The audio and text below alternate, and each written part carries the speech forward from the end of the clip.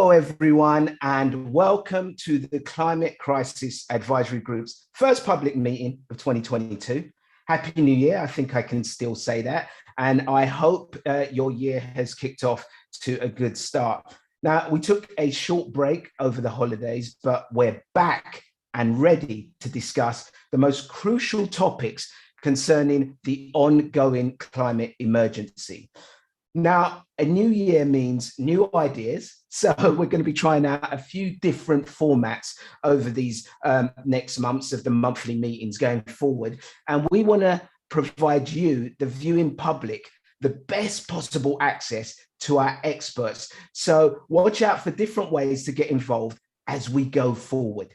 Now, this week, we have invited 5 guests, all from different walks of life, to ask the questions that matter most to them about the climate crisis. Our warmest welcome to author Kim Stanley Robinson, George Monbiot, writer and environmental activist, Nyendo Machua, communication specialist for the Alliance for a Green Revolution in Africa, Tomia Gregory, a climate justice activist, and Dave Vetter, sustainability senior contributor for Forbes magazine. You are all very welcome. So, with another year gone by and COP26 firmly behind us, we're looking ahead to the urgent action required in 2022 to help us safeguard and repair our planet once and for all. It's my pleasure to now invite our first guest today to talk to our experts. So, George, if I can come to you first, and perhaps I can ask you to briefly share some of the thoughts on last year, particularly COP26, some of the lessons we might have learned, and then to think about what we need to achieve in the run-up to COP26 and beyond. So, George, tell us what you know, and please feel free to speak to our experts. Go easy on them. Well, thank you so much, and thanks everyone for listening to my ramblings. I came away from COP26 well in a really quite intense emotional state. In fact, a few days later, I broke down on national TV in a rather mortifying way because I just had reached the point after 37 years of sort of sublimating things and rationalizing things and intellectualizing things where I thought, right, we are totally screwed here because the people who should be taking it seriously just are doing nothing of the kind. And so, we had the host of the meeting, Boris Johnson, turns up on the first day, makes some bullshit speech about being James Bond, the great white savior, come to rescue the world, appears to fall asleep while other delegates were talking, takes a private jet that evening back to London for dinner with some climate deniers, during which he cooks up a plan to try to get one of his former ministers off the hook for some blatant corruption he'd been involved in, creates a massive political scandal, which then sucks all the oxygen out of the climate talks. And it was just a head in the hands moment. And alongside that, I saw the sight 3 times of delegates from the global south sitting on the floor and crying. It's the most extraordinary thing to see. Now, why was this happening? Because people had come from the other side of the world at enormous difficulty and expense. There are so many barriers raised with the crazy visa restrictions, the promise of COVID vaccines from the UK government, which never turned up, the massive expense of accommodation in Glasgow, and then they get there and are told, oh, sorry, there's no room in the meeting room. We didn't lay on big enough meeting rooms. And the reason they were sitting on the floor was there weren't any chairs either. And it just all contributed to this sense. This is not something that is being taken seriously. This is the most important issue on earth. And yet again, it has been totally marginalized. By contrast, and by very great contrast, in the streets, I saw something very exciting taking place, which was a real shift in the climate justice, the global climate movement, where it became a genuinely global one. You know, we've often talked about it being a global climate movement, but it has tended, the most prominent people in it have tended to be people like me. But what we saw happening there was a shift, a sense that it was people from the global south now coming to the forefront of the meeting, being of the movement, being the most prominent voices, and people from the global north stepping back and allowing that to happen. And I think I saw something quite revolutionary and very hopeful taking place there. And so somehow what we've got to do now is to bridge the gap between these two completely different situations. A situation like in Glasgow, where you had a totally feckless government of the global north, basically just walking all over people, not caring a damn about the outcome. You had highly committed people in the streets who are prepared at last to be led by the people on the front lines of this crisis, the people who are already experiencing what the rest of the world will one day experience. And somehow it's those people we need to put in the position of leadership when it comes to the COP process itself. And I think that requires a completely different process. I mean, we've now had 26 summits, 25 and a half of them, frankly, have been failures. There was a sort of 50% success in Paris in 2015. One definition of madness is doing the same thing repeatedly and expecting a different result. Let's not keep doing the same thing. We've seen tremendous innovation in a whole load of other fields when it comes to negotiation, in international diplomacy, in business, in the voluntary sector, family relationships. There's been huge innovation worldwide. But when it comes to the climate summits, it might as well be the Conference of Berlin in 1885, with a few large powers carving up the world between them and ignoring everyone else. Let's bring some of that innovation into this process. And let's bring to the very front of this process the people we should be listening to, who are the people who are on the front line. In other words, let's bring the energy that was locked out of that conference into the very heart of it. George, thank you so much for that. And, you know, I really feel your frustration. I'll admit, I've spent many nights where I've been close to tears, just trying to work out what is that formula that we need to make the world click, to make them really understand.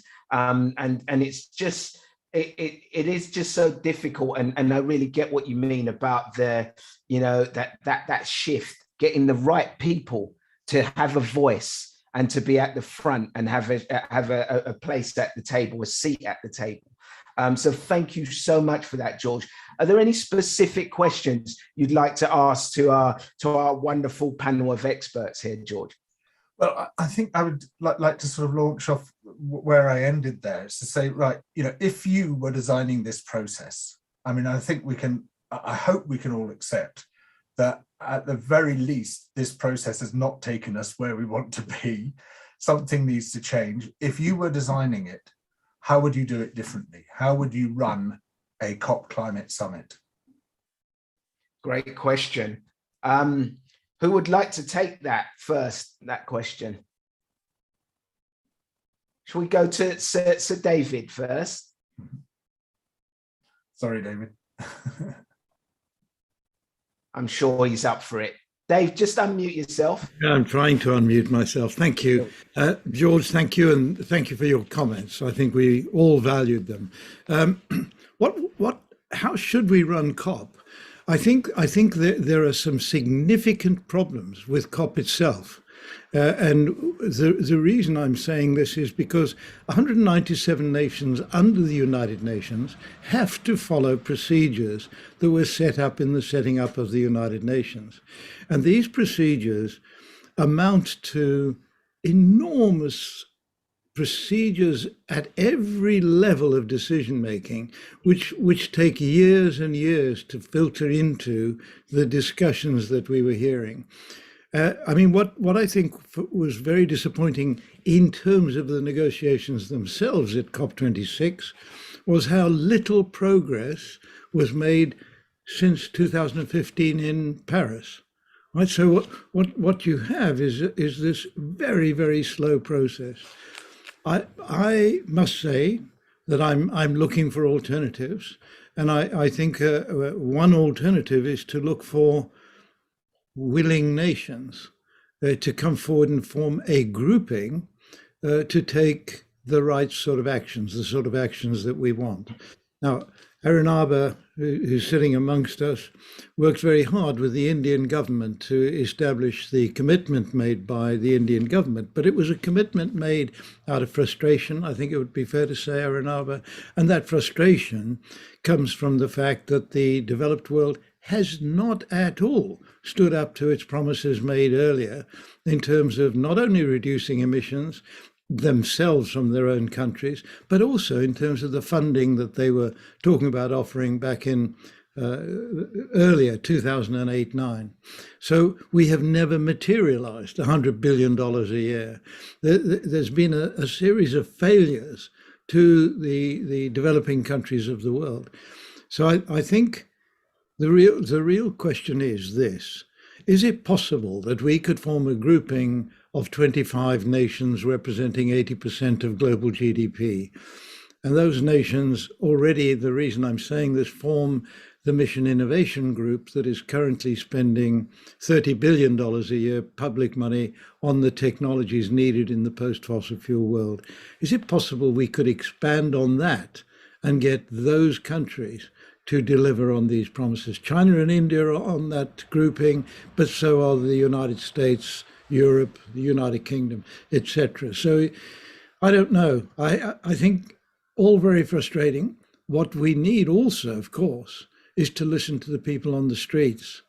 And I have to say that I have said in the past that COP26, if you take it as the moment when all these people gathered together in Glasgow, that moment produced some really remarkably strong things happening. How do we incorporate that into the decision-making process at a government level? I don't have the answer. Perhaps my colleagues will, Addy. Yeah, no, I think we're hitting on a rich topic here, and it's that for me, which I feel is the disconnect between the everyday person, the public, and the bureaucracy, and these big systems that we've put together to try and sort out climate change. And I think the everyday public, everyday people don't really think anything is coming of it, and they don't know how to connect with that. Let's see. Professor Lavanya, I can see you've got your hand up. What would you like to chip in on this one?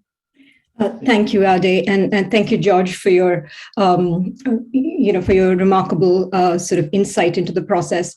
I do feel the sense of frustration, and I agree with that sense of frustration. But I think we should be careful not to throw the baby out with the bathwater as far as the UN process is concerned. And I say this for a couple of reasons in particular, which would help the Global South. The UN process is the only process that has all 197 states at the table. And that does mean it does come with constraints. It comes with a consensus-based decision-making process, but that process is designed particularly and primarily to protect the Global South, the smaller nations. We have had, and we continue to have sort of climate clubs of willing nations, but there's always a danger that these might end up being the coalitions of the unwilling. There's also a danger that these coalitions don't include the least developed countries or the small island states, and these states have provided the moral conscience for the entire UN process. So I think it's important to have the UN process in place, but not place all our expectations on the UN process. I think there are limits to what the UN process can do, but it provides a valuable fora to push all of us together in a common direction of travel. And I think although we haven't moved as far as we would like, in particular in actually solving the problem, we have come a far way from where we started in 1990 when these negotiations started. We now have a global direction of travel. The 1.5 degree target, temperature rise limit, is something that came out of the Paris Agreement. And we do all, including those on the outside, do sort of subscribe to that and are empowered by it and are energized by it. So I think we should expect less from the UN process, but certainly the UN process is a very important part of the overall picture. I think the key element that we need to look for is accountability. And that accountability comes from within the process in a limited sense, but also from outside the process, from all the climate cases that are being filed in national courts that are using the Paris Agreement as a hook to actually fight their cases. And this is happening in the global south increasingly. But of course, we have the Urhenda judgment, the German Federal Constitutional Court judgment. These are being filed by youth activists. And there are also cases in the Korean national courts, constitutional courts, as well as in Brazil. So I think we need to put our faith in multiple sort of avenues and not just in the UN process, but we shouldn't throw the baby out with the bathwater. The UN process does have some value. Thank you. Thank you, Professor Lavanyana Rajamani. Do you know what? Within accountability, I think wrapped in there is leadership. I think that's what we're really looking for, is leadership. People who are going to take ownership and responsibility for what they say. Let's move on to Dr. Aranaba Ghosh. I see you have got your hand up there. Almost exactly 80 years ago, just short of 2 months, Sir Stafford Cripps came to India during the Second World War to try and negotiate the support of the Congress, the Indian freedom movement, for the war effort. And he offered dominion status to India after. I think we've lost you, Aranaba. Oh, that's a shame. That is a shame. Perhaps we'll get back to Aranaba once he's got a connection again. Can you still hear? Oh, yeah, we can hear you. We can hear you. Yeah. The lights just went out. Gandhi responded by saying this offer for dominion status after the war was a post-dated check. Sorry, could you just rewind, because I think we missed a little bit of what you were saying. Could you start again, please? I will. I was saying almost exactly 80 years ago, Sir Stafford Cripps came to India to negotiate what would be India's status after the Second World War to get the support of the freedom movement for the war effort. Now, Gandhi responded by saying that offer was a post-dated check on a failing bank. Now, what I see is that the way we structured the COPs, and I completely agree with Lavanya about the legitimacy of a forum and a platform where everybody has a voice. The way we structured the COP is that the COPs become a bank where we are banking commitments. And because every time we don't fulfill on those commitments, you're going to have a run on that bank one day or the other. That's exactly how banks run. You lose confidence, there'll be a run on the bank. So to respond to George's provocative and right question, how would I design it differently? In the minimum, I would design COPs as where you bank actions rather than you bank commitments. And that's the shift in the paradigm that we need after nearly 30 years of negotiations. That doesn't mean the actions will happen through the COP. The actions might happen through coalitions of the willing. The actions might happen through cities, it might happen through companies, it might happen through citizens. But in the minimum, if we don't spend at least 3/4 of our time of the 2 weeks discussing the banking of actions taken, rather than discussing the banking of commitments that we know will not be fulfilled, at least based on 30 years of history, we'll think these are post-dated checks on a failing bank. Thank you, Dr. Aranaba. That was really, really powerful and insightful. Thank you also, George, for kicking us off. That was an excellent start.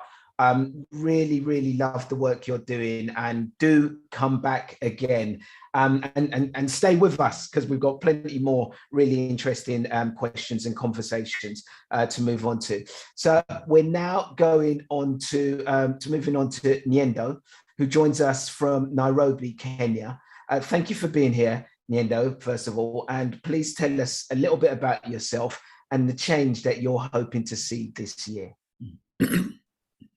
Hi, so as you've heard, my name is Ngendo. I'm based in Nairobi, but I'm currently in the lakeside city of Kisumu, for those of you who know Kenya. So I'm in a place where we eat a lot of fish, but I am based in Nairobi. I like what George has asked. It's very provocative. I mean, we've had 26 COPs happening and there's no tangible action. And I'm maybe beginning to think it's how we communicate. So I'm a communication specialist at AGRA. And some of the work that I do is supporting the resilience and the climate team, coming up with communications products, news items, blog articles, videos, and podcasts. And every time I embark on working on one, I think to myself, who is going to listen to this and what kind of action do I want to elicit from this person? And it got me thinking about, do we even understand the difference maybe between climate change and global warming? Do we know? Or is it just fancy terms that we throw around and being sensational about it and, making it look like it's doomsday? And I like what Arnaba has said about, banking actions. Maybe it's time for us to start talking about the successes that are coming. Like we have different interventions. For example, at AGRA, we have 2 major projects that we work with around resilience and climate. We're doing regenerative agriculture projects in Embu and Meru counties. And here in Kisumu, specifically in the Kakamega forest ecosystem, we are working on sustainable land and forest management. And we do have good success stories coming out of that, but those never get in the news. It's always, either there's a city that's sinking because of climate change, or there's drought, or now with COVID, everything we've reset back to where we were. We've lost a lot of gains that we had made. So I think it's how we put our messages across. Are we thinking about the audiences? Are we segmenting our messages? Are we communicating the real things that, if we ignore COP, I'm not saying we ignore it completely, but there's good stories coming out of this. The first time I heard about COP, I probably was like, 6 years ago. And I was trying to get accredited and I was told, there's a blue zone, a green zone, a red zone. I'm like, okay, so where are people supposed to, the public, where are we supposed to give our opinions if it's zoned out to specific people? And I do respect that there's, protocol and different stages for different people. But I feel like the people are left, we're like pawns, we're just there, we just exist. Climate change is real, it's affecting everyone. But how do we communicate to elicit public action and participation in a positive way and not just preach gloom and misery and doom? So that's in the space that I'm in, that's what I'm trying to change, be more positive, to be more hopeful, to give more energy into this space that, we can do something. It doesn't have to be a blanket solution, but different solutions from around the world can inspire and elicit a good attitude, basically, that will keep us, going until we find a solution. Thank you, Nyendo. So I get what you're talking about. It's the messaging, and I think it's always been a big problem with climate action and the dealing with the climate crisis. How do we get the messaging across that's clear and have that balance where it's not too doom and gloom? There is positivity, but it's real. It's real, so people really understand what's going on. Let's go over to Professor Mark Maslin first here, see and hear what you've got to say on this one. Well, I have to say thank you for a wonderful question, and I have to say, George, we all felt exactly the same after COP26. And a little aside, I think we really need to have a meeting about how we help people deal with climate anxiety and how we are going to deal with not just us, but the new generation that's coming through who feel it much more than, say, my generation or George's generation does. So I think that's something important. With messaging, I think we are now moving into a different era where we need to talk about win-win solutions. But we also have to actually think of it as a much wider issue than just climate change. I'm always struck there are still 7 million children that die needlessly every year of preventable diseases and hunger. There's 825 million people that still go to bed feeling hungry every night. There's 1 billion people that still do not have regular access to just clean drinking water. So we have these issues of extreme poverty, security, and we then have the environmental crisis on top of that. So we need to build communications that talk about win-win, that we do things to decarbonize, but that also makes you healthier. It also makes people wealthier. It makes people safer. And I think this is the real change. Instead of all the doom and gloom, which is important, it is serious and it is really very scary. But there are so many things that we have technology, we actually have money. And this is something that frustrates me. The world creates $88 trillion every single year. So there's no reason why we can't lift everybody out of poverty and decarbonize by using all of that money, if we so wish. So I think that's, for me, the solutions are the key. It's about messaging people to say, look, if you have politicians that really care about you and care about the planet, that's going to help. If we use this technology with this social solution, that's going to improve everybody's life. And so I think that's the change. And I think the pandemic, in many ways, has allowed us to talk about positivity and a positive future, which we weren't able to do beforehand. Thank you, Mark. That was really, really good. There's something that's always sticks in my mind, in that, trying to connect people with the fact that caring for the planet is also about caring for us as a human race. Understanding that that the wealth that we create is probably more important that we put it into looking after our planet. Let's move on to Professor Nerily Abraham. I see you've got your hand up there. Thanks, Ade, and thanks, Nyando, for the question. I'd just like to add, on top of the excellent response we've already had from Mark, that I think it's really important when we're communicating about climate change that we don't just focus in on the worst case scenarios. There's certainly some really scary aspects of climate change that we really want to make sure that we do everything in our power to avoid. But it's not just about telling people about those worst cases. We also need to be telling people about what are the options if we actually take this ambitious action. What's the more positive future that can lie ahead of us? So we're giving people that vision as to, if they take this action, then what would the world look like, and that this is a world that actually is a much better place to live in and for your children to live in. And I think the other aspect of the communication, and we're seeing this more and more in terms of the science that's actually being undertaken, looking at climate change, is not just looking at this as a global picture and this is something that's going to affect somebody somewhere, but actually really drilling it down to what does this mean for different parts of the world, and how, so people can actually take that information and translate it into sort of what does this actually mean for me. And so I think that we're making progress in that in terms of the scientific information that's available, and it's important that we also communicate that so that people can actually put themselves into this story so that they have that motivation to actually make changes themselves and to push for those broader system changes as well. I love the positivity that's coming through. This is what we want. This is what we're trying to get across, Like one of my old basketball coaches used to always say to us, don't come to me with problems, just solutions. I just want solutions. I think Professor Lorraine Whitmarsh, you might have some solutions. Yeah, well, no, I completely agree with Mark and Nerily. I think, and I think as well, you flagged, Ngendo, that there are people already making these changes, and the more that we can show, hey, people are already starting to do these things, and look how positive they are. They're not just positive, but they are actually doable. People like you are making these changes. So actually highlighting that, I think, can give people a sense that you're not alone in making these changes. Actually, you're part of a movement. People are already doing these things. And I think the other thing I just mentioned is that while I think a key element of effective communication is knowing your audience and targeting your message to what your audience cares about, to their values, and people do have different values to some extent. So you might want to emphasize certain things to business leaders and other things to members of charities or members of the public, etc.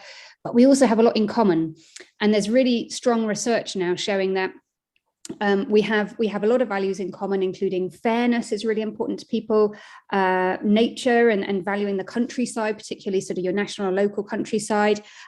Family and community is hugely strong across nations and across people within nations. So I think we also need to really focus our messaging around what we have in common and emphasizing those values and the things that we all care about. Thank you, Professor Lorraine. Let's hear from Professor Laura Diaz-Anadon.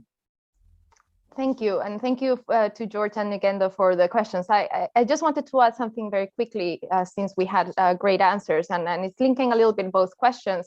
The thing that frustrated me the most out of the COP process was that there didn't seem to be too much of a recognition across governments that some of the areas where we have made some progress, and yes, admittedly, we haven't seen emissions coming down as we would want to, but the places where we have made progress, and these are things like the cost of renewable power, batteries, solid-state lighting, those were due to a large extent, public policies. So when we talk about what could make a difference or what are things that are positive, but that we should build on and not just forget about, is in this question of what governments can do, but creating efforts, fiscal policies, regulations to make significant advances in specific industries and sectors. So in terms of what one could add, build on from in the current COP process, is to have regional fora. Again, to some extent, I know that they exist, but regional fora where you have different countries that share similar issues related to natural resources or adaptation needs, capabilities, values. I think there's a lot more potential in working across regions and also across sectors. So I think that the sectoral and regional aspect of what can be done for mitigation and adaptation is something that we could build on. And again, I think we should all, and I try to do this, but we should all make the case that we do know what policies have worked for things like solar panels and wind turbines and lithium-ion batteries, and we should build on those policies to get cheap green hydrogen.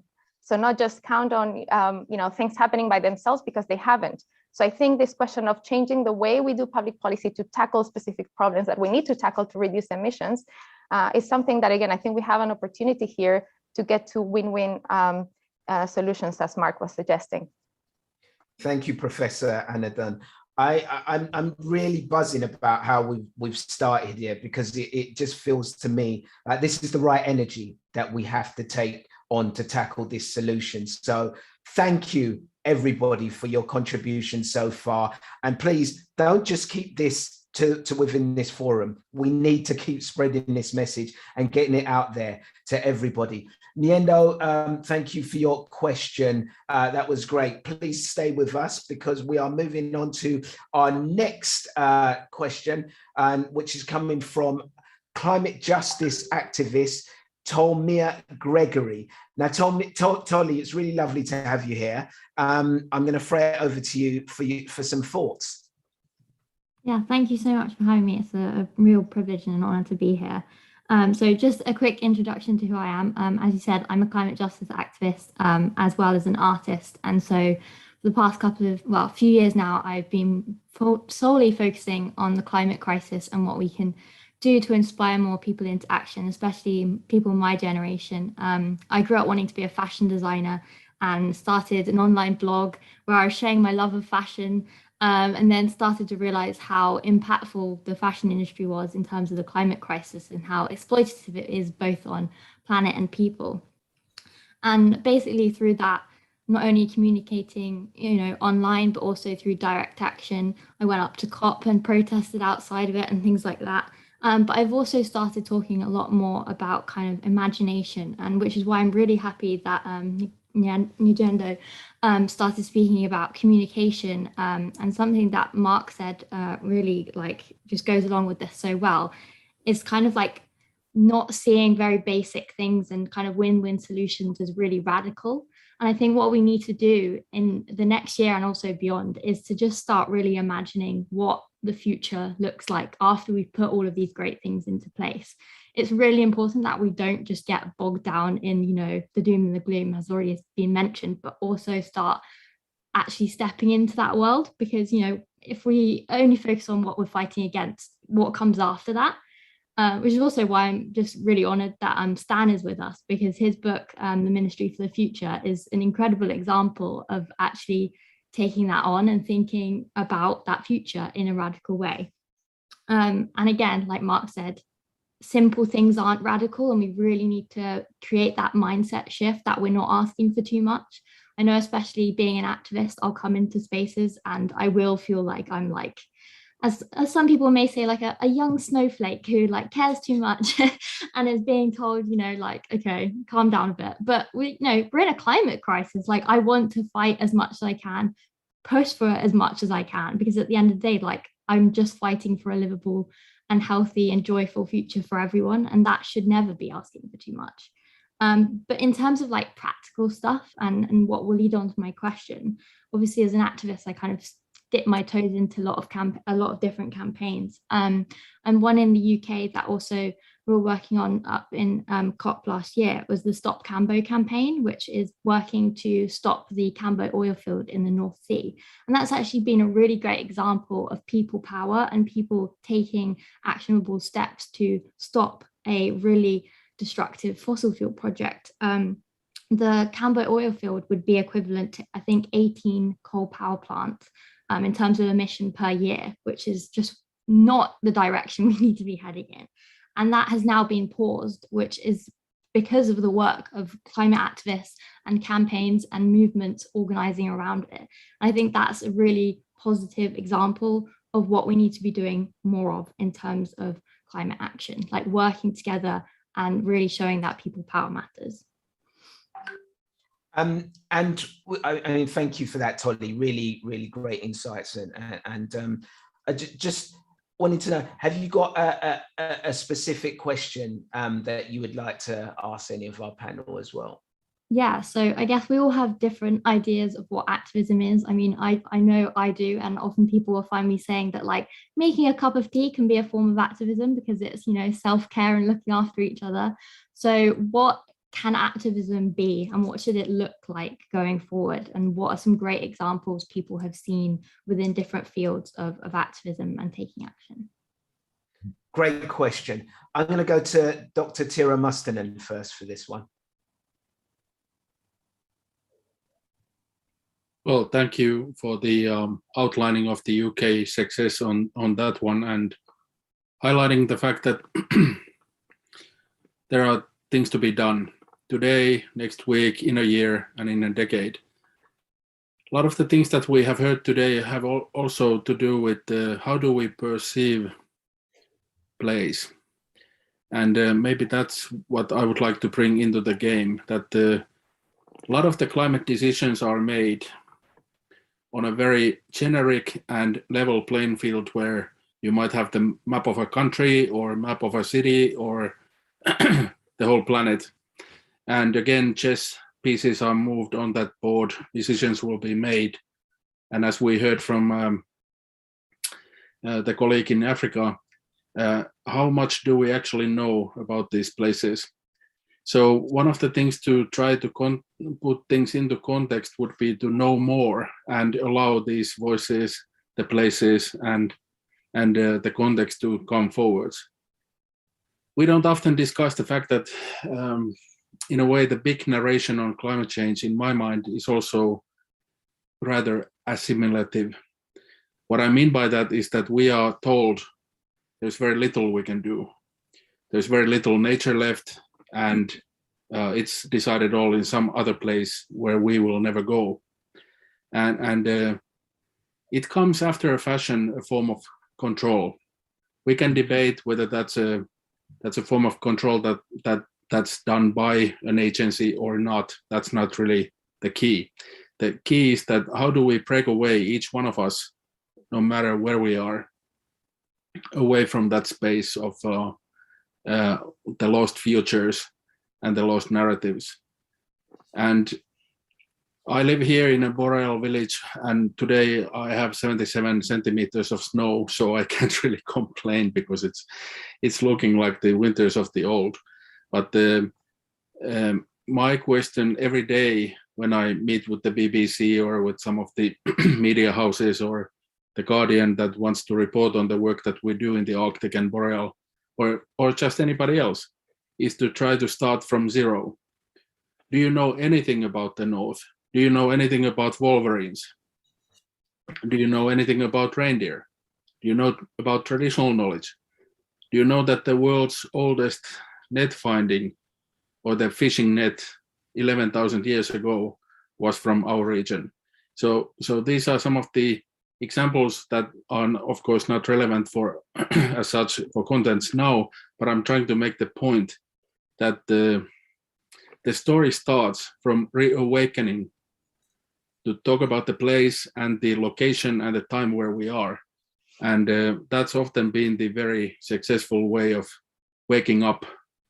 And once you realize what kind of birds you have around you, what's being threatened by those kind of things, as you explained to us about the oil field, then we might have a fighting chance, because then there's more knowledge, there's more understanding of the actual world that's here, and not the one that we are given by the endless barrage of social media, conventional media, and the the structure that has led us to this problem in the first place.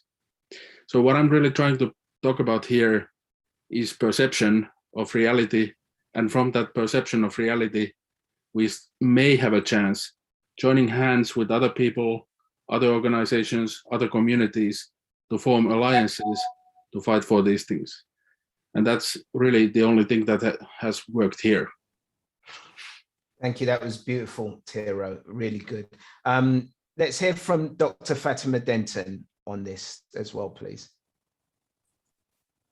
Thanks, Ade. So I see three dimensions of activism. The first one is about contestation, but it's really contesting the mainstream narratives. If you haven't been to COP26, most of what you would have heard is about the culprits and the countries that are creating the problem or not wanting to do enough. And there was a lot of talk about China and India. So there is a sense that the narrative, the mainstream narrative, the mainstream media somehow want to point fingers at countries that they see as, the bad ones.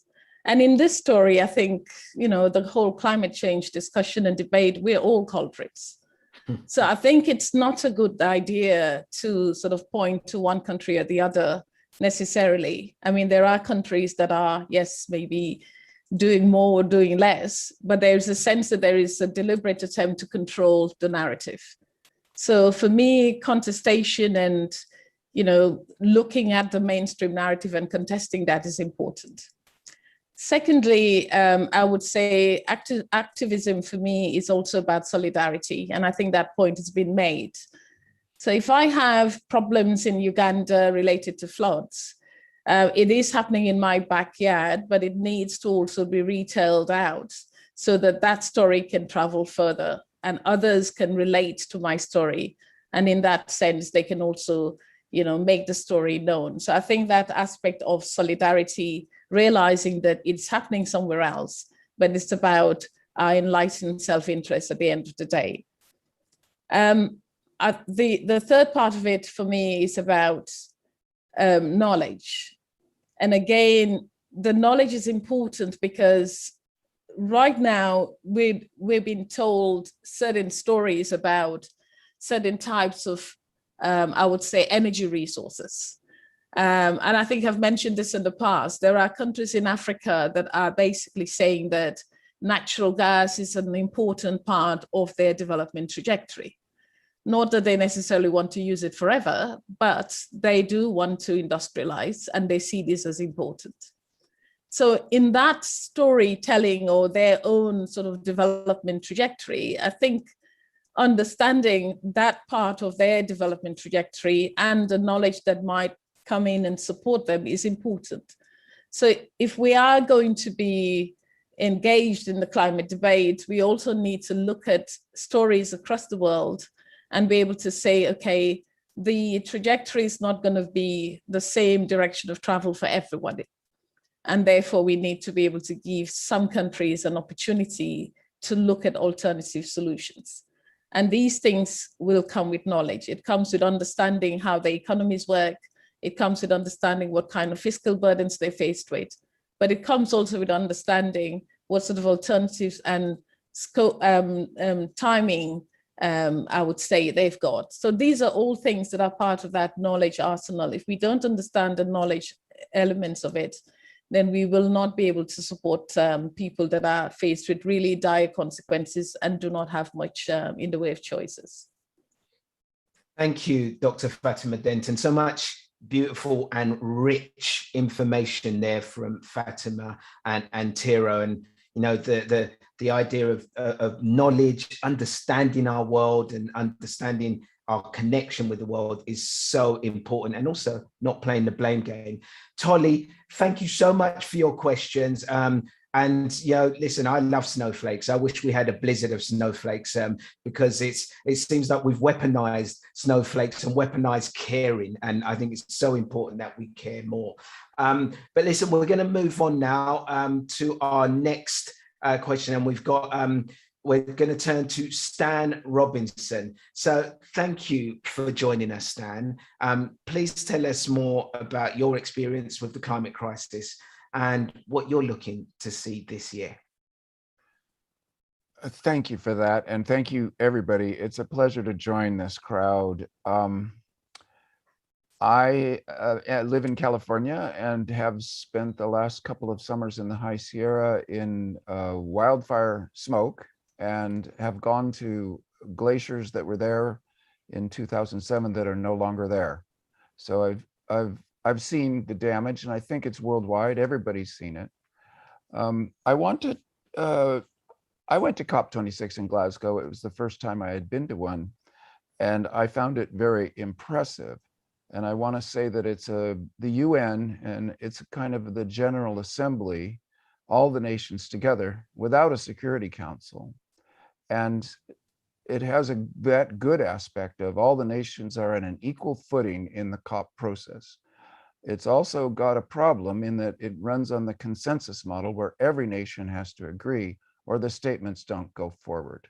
And that inevitably makes it too slow. And I think that was what the main thing that George was registering in his opening remarks. But I would want to emphasize Lavanya's point that you can't throw out the baby with the bathwater.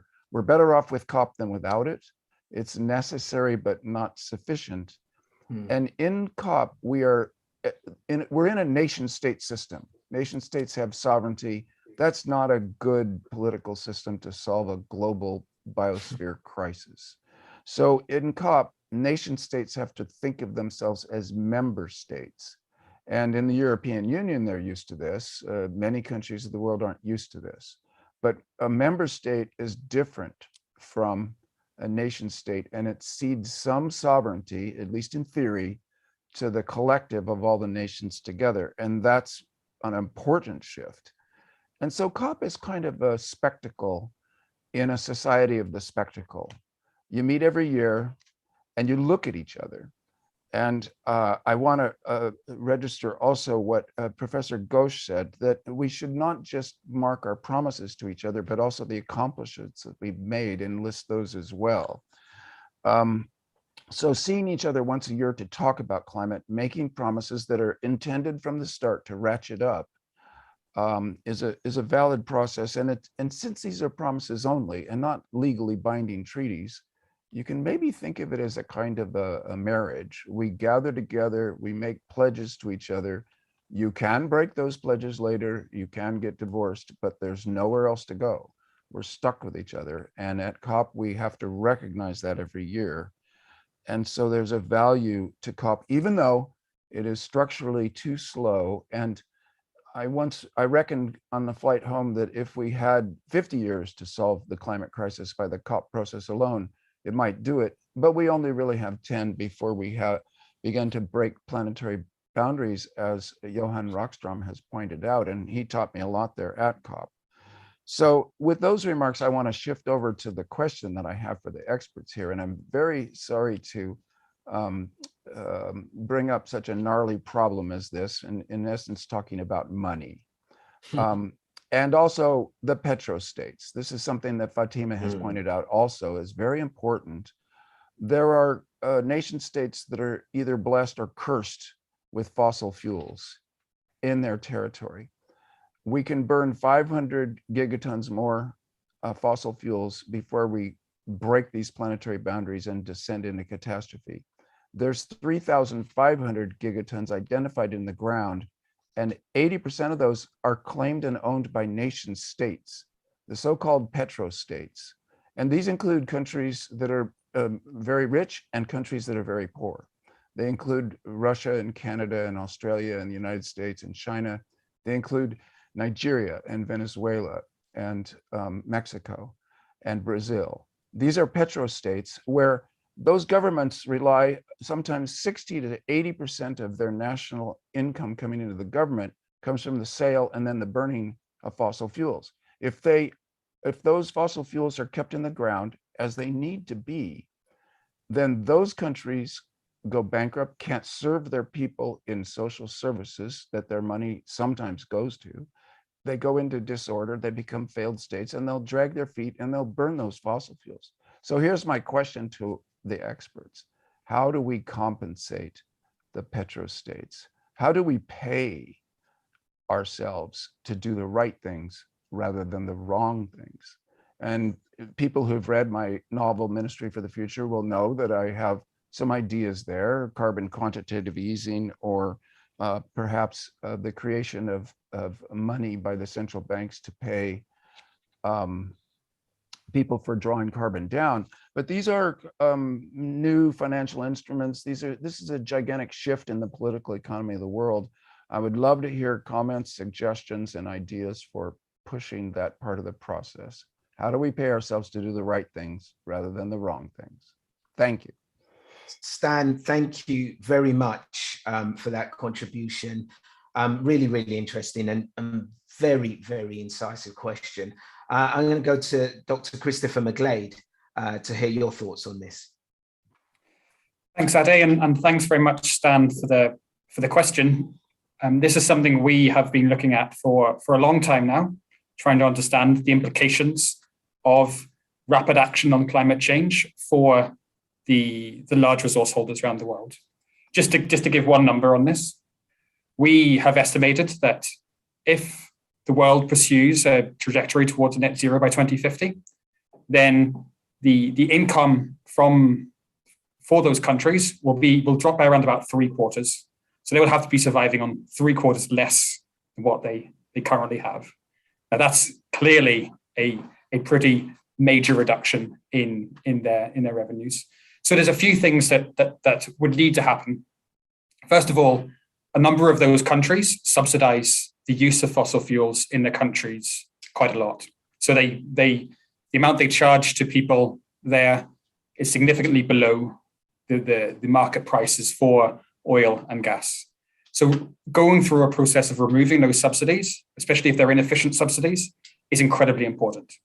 That's not an easy task. People have been talking about fossil fuel subsidies for a long time, and unfortunately the progress has never been that great. But if we're serious about this, that's something that needs to happen. Another aspect which I think we should bring into the conversation is that the resources that a lot of those countries have, they will want to use them because in many cases it's the biggest resource that they have available to them. And we should acknowledge that the reason we use a lot of oil and gas in the world today is because oil and gas is incredibly useful, but it's the emissions which are the big problem here. So what needs to happen is those countries need to think of ways in which they can use or develop their resources without resulting in emissions. Now, they're going to require support and help to do that. There's a lot of technologies that are available, but the finance isn't necessarily available for those countries, and the incentives aren't available for them so that they can use their resources without those emissions. But I think even if we have all of those things, that's not going to be enough given the massive job that there would be. So we absolutely need to start thinking about more innovative ways of getting those countries on side, making sure that they're part of the conversation when we talk about climate change, rather than just viewing them as a problem or viewing them as irrelevant to the discussions or the emission reductions that are needed. Thank you, Christoph. really important answers there. I think maybe in one of our future live streams, we're going to have one which is dedicated just totally on solutions, just talking about the solutions to the problems that we have here, because I think that's what's coming up time and time again. We know what we have to deal with, but do enough people know the solutions, and that there's solutions out there? Tiro, I see you have your hand up. Thank you. I'll be very quick. Let's look at where we are. Russia and the current security situation in Europe is smack right on the question that you're asking. It's about the Soviet technology that's used to and has been used to produce the present wealth and the national economy of Russia, never been reformed. And also it's about the Nord Stream 2 pipeline here in the Baltic and all those other factors. So sometimes I try to think of these things in a kind of a moment where the future meets with the past, and that's where we are. A lot of these petrol states, as we could call them, have never been reformed. They have never taken those steps that the most vanguard of nations and the kind of luxury that other countries, when they think of demanding and high climate policies, can afford. And that's why climate change doesn't really become only a sectoral, or the solutions to these, you can't solve them with these petrol states by having one single economic model or central banks pumping out money or subsidies. The complexity of how, for example, oil and gas are intertwined with the whole of the Russian state is extremely penetrating and cross-sectoral. And if this is true, it implies that these transitions would have to be then all of society across levels, from top down and from down up, and who will be instigating those changes. Those are some of the reasons why we are so incredibly difficult place to put these things into action. And I'm often thinking we should be more paying attention to the fact that these are not economic or natural resources questions only. They do penetrate through the petrostate society, politics, and leadership. And my God, what complexity that gives us. Thank you, Tiro. I mean, such a great question, Stan. I keep saying it because it goes through my mind. How do we pay ourselves to do the right thing? If an alien race came down and watched what we were doing right now, they would probably think we were bonkers, that we have to think of a way to pay ourselves to do the right thing. Wow. Now we're going to move on to our next guest.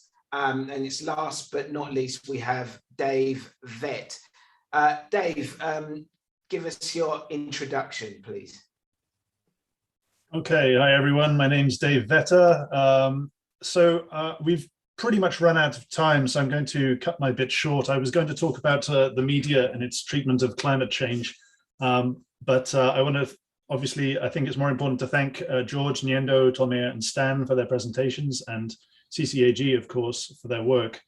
So I wanted to ask about this. CCAG has in recent months tried to highlight climate injustice, and it's warned that the West is deliberately hampering climate mitigation and adaptation measures in the global South and across Africa. The proof of this campaign by the West is in the pudding. We saw last week the African Solar Industry Association report that showed across the whole of Africa, only 0.9 gigawatts of new solar was installed last year, the lowest since 2015.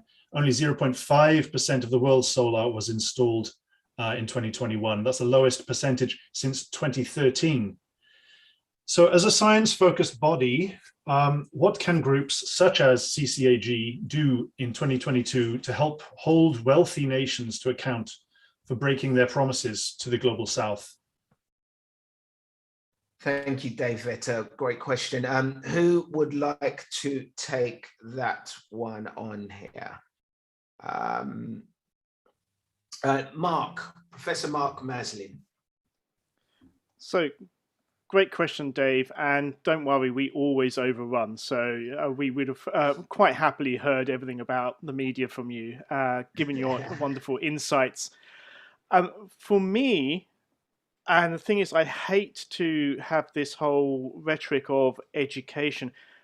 Actually, I think, and I've said this before, I actually really believe that in Western countries, we need to go back to basics and actually teach our history properly. We actually need people to understand what we did in the past. What was the impact of colonization? What was the impact of global slavery? What is the impact of us causing, even in the 60s and 70s, major revolutions in petrochemical countries because we wanted their oil?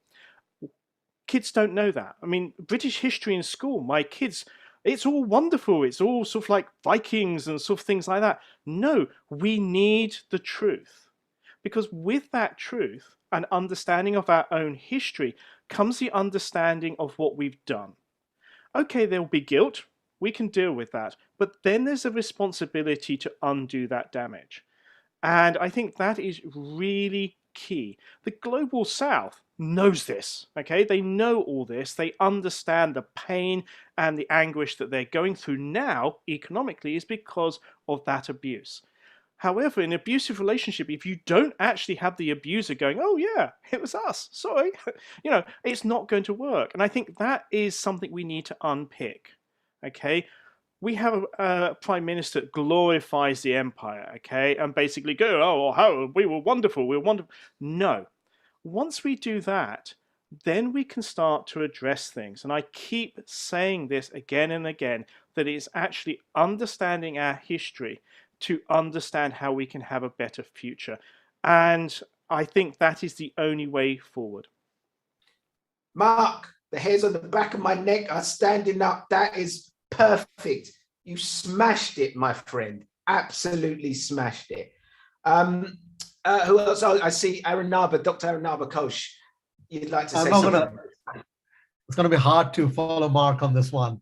But thank you, Mark, for that.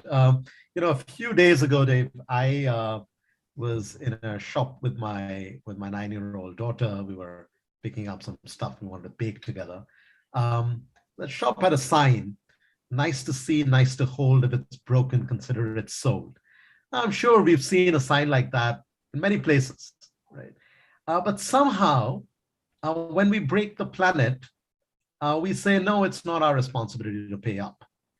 So I think the first answer to your question, what can a science-focused body do? No, we don't have to be scientists at all. We simply have to say, follow the same principle as you would follow anywhere else with regards to anything. You cause harm, you pay up. That's the number one thing we have to do. The second part about, promises not kept is promises not kept to yourselves. Right?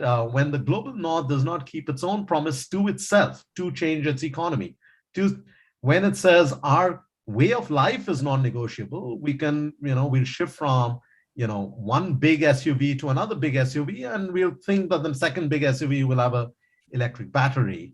But we don't ask ourselves, why do I need a huge SUV, which will also have a lot of materials that will go into it?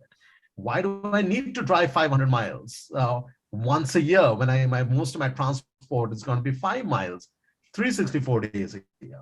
So we've got to ask, and that's where the role of citizens and the whole question about activism that came up earlier comes in. Hold yourselves to account for what you've not delivered. And then there's a third part about, not what Mark was referring to about the past, but about the future. Now, if most of the energy demand is going to come from the global south, and as it happens, most of the sun shines on the global south. The question is, why is the investment not going to where the sun shines the most? And then we hear, no, please make more promises. But you make more promises, but you're a very risky place to invest in. I came into this meeting just having finished a 1 hour-long meeting with private equity players, one of whom was vehemently disagreeing with me by saying, listen, why are you saying there's a challenge? Now it makes total sense to invest in renewables. I said, where were you 10 years ago? And here's the problem. When the market thinks that market will solve everything, is because it's forgotten that there was a market failure, which has been corrected by public policy. So I said, well, if solar makes all sense right now, what kind of policy intervention is now needed to make sure green hydrogen makes sense 10 years from now? Or for you to tell me 10 years from now, why are you talking it's a problem? Green hydrogen makes perfect sense. The problem it doesn't make perfect sense is because you don't put money where you need to put it. So if you can solve these three things, right? If you break it, consider it sold and pay up. Simple. Number two, hold yourselves to account for your own promises, the role of your citizens. And number three, pay where, or invest, not pay, invest where it makes the most sense. Absolutely brilliant. I just want to say a huge thank you to everybody, all our guests, all our expert panel, for what has been an excellent session today. Absolutely excellent. Sadly, though, that's all we have time for today. And thank you so much to our special guests, as I said, George, Nyendo, Stan, Tolly, and Dave, for framing such an important discussion, and to our CCAG scientists for outlining what is hopefully a busy year ahead of crucial climate action. And as always, a huge thank you to everyone at home for joining us. If you have any further questions, then do send them to us on any of our CCAG social media channels. And please, please make sure you join us again for our next public meeting on Thursday, the 24th of February. Until next time, take care.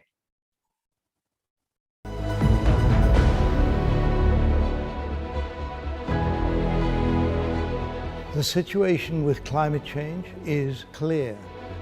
The crisis is not being managed in the way it needs to be managed at the moment. I am Sir Dave King. I have set up a climate crisis advisory group. The group represents the international experts on climate change to be available to the public, to policymakers, and to the media around the world. We need action now. What we as humanity do over the next 5 years will, in my view, determine the future of civilization.